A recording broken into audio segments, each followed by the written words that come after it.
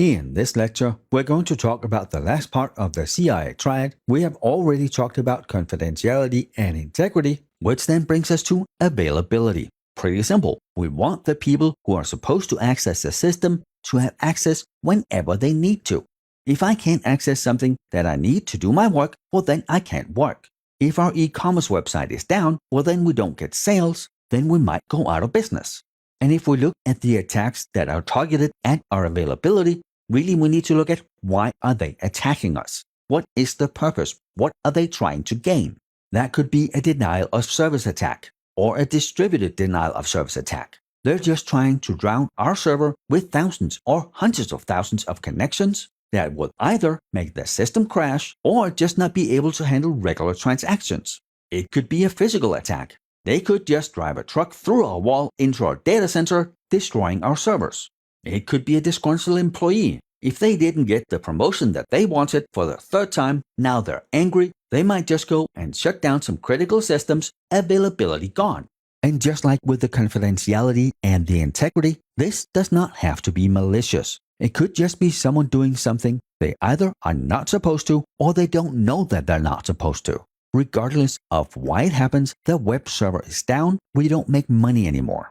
And you will probably hear me say this a couple of times throughout the course. 95% of cybersecurity incidences is when either we do something we're not supposed to or we don't do something we're supposed to. Doing something we're not supposed to could be we could leave a back door into a program. Sure, it's easier for us as the programmer to get to where we want to be in the program, but it's also an easy way in for the attacker. Not doing something that we should do could be we don't patch a specific system. We know there's a patch out. We know we should patch it, but we just don't get around to it. And there really can be a wide array of reasons why our availability is compromised. It could be an application error. If the application is written poorly, it will probably crash often. Again here, system down. It could be the hardware. The server could crash. A disk could die.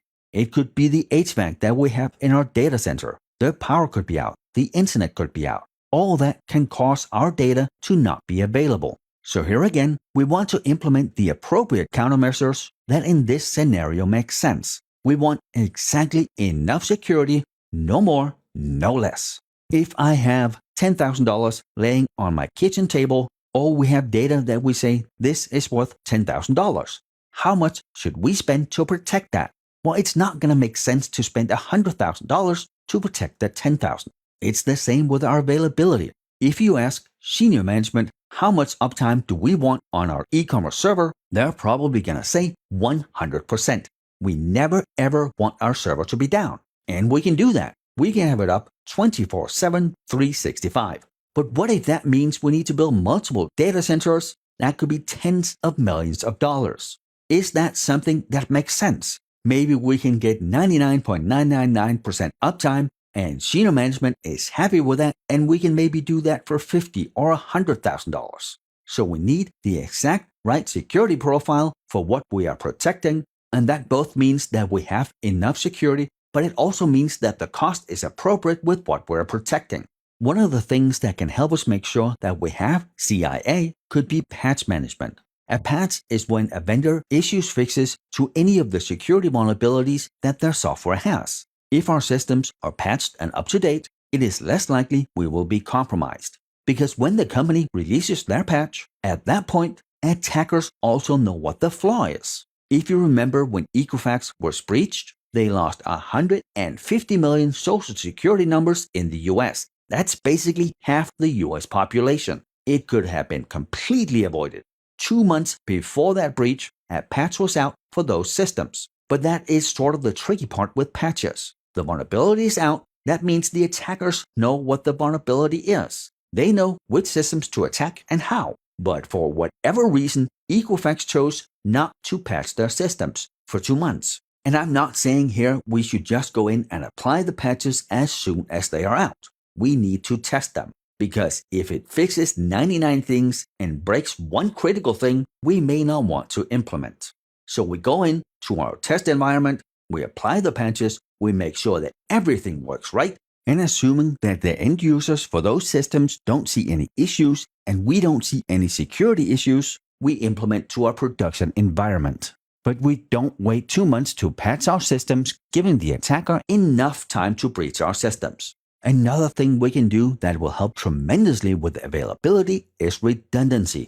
We can have redundant hardware, systems, connections. So if we have a critical system, instead of having only one server, maybe we have 2 servers. They could be in separate data centers. We can either have load balancing, where data is sent to both, or we can have an active-passive pair. If we have active-passive, then the passive server will check on the active server every second. Are you alive? Are you alive? Are you alive? And if 3 keep alives are not answered, it takes over and becomes the primary.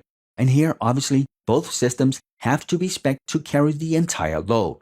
The same with power. We have 1 or 2 pairs of UPSs, where if one of the pair dies, the second one can carry the entire load of the data center or that part of the data center. We have multiple generators. We have multiple HVACs. HVACs are just abbreviations for heating, ventilation, and air conditioning. So if one unit dies, the other have enough to take over. And this is mostly in data centers, where you can have thousands and thousands of servers that put out a lot of heat. So we need to pull that heat out. We need to make sure that the humidity and the temperature in the data center is at optimal range for the hardware we have. I have worked in a place where one AC died and the rest wasn't enough to carry the whole data center. We had to start shutting hundreds and hundreds of servers down that were non-critical because we only had enough cooling for the critical systems. Bad design. I have also worked a place the power was run wrong. There were technically enough UPSs to carry the entire load of the whole data center on both sides, but they had run like 70% of the servers to one side and only 30% to the other. And UPSs work in pairs. So on the left side of the data center, we would have 2 UPSs. On the right side, we would have 2. When at some point, someone shut down one UPS on the side that had 70% of the servers, there was too much load for the single UPS that was left to carry it. It was like 110%. So to save itself, that UPS shut down on its own. Now, 70% of all our servers are down. That is a resume producing event, RPE, which really means you do something so bad, you need to start typing up your resume because you need to find another job.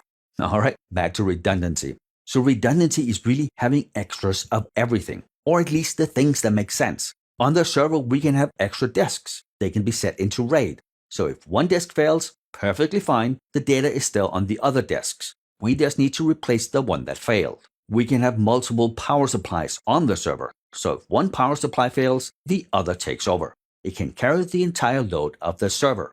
We have multiple paths out to the internet, meaning each server has 2 connections that go to different switches, that go to different routers, that go to different internet providers. If one internet connection is down, the other one can carry the entire load. See the picture here? Redundancy, redundancy, redundancy.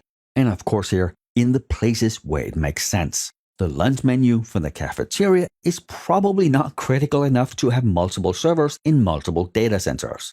But if we're talking about patient data, yes, very much so. I hope that was not too much ranting about availability, but since the CIA Triad are such core principles of what we're going to be talking about throughout the entire course, I think it makes sense to spend a little more time here, and for you to be very clear on what it is, why we do it, and how we do it. And with that, we are done with availability. Thank you for being here, and I will see you in the next lecture.